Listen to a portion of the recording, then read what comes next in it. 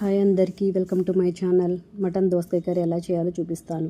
First కుక్కర్లో 4 table స్పూన్ల oil వేసుకొని వేడైన తర్వాత బిర్యానీ ఆకు, చెక్క, లవంగం, యాలకులు వేసుకొని 4 పచ్చిమిర్చి ముక్కలు కట్ చేసుకొని వేసుకొని 2 ఉల్లిపాయలు కట్ చేసుకొని వేసుకొని గోల్డ్ కలర్ వచ్చే వరకు ఫ్రై చేసుకోవాలి.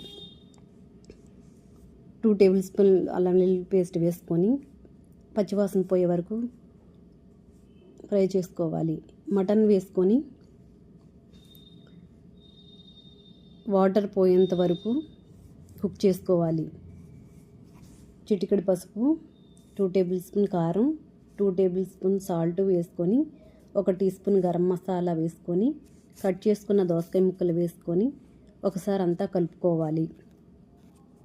1 గ్లాస్ వాటర్ వేసుకొని కుక్కర్ మూత పెట్టుకొని 7 విజిల్స్ వచ్చిన తర్వాత ఆఫ్ చేసుకొని సన్నగా తరిగిన కొత్తిమీర వేసుకొని కలుపుకుందాం. అంతే. ఈ వీడియో కనుక మీకు నచ్చితే సబ్స్క్రైబ్ చేసుకొని లైక్, షేర్ అండ్ కామెంట్.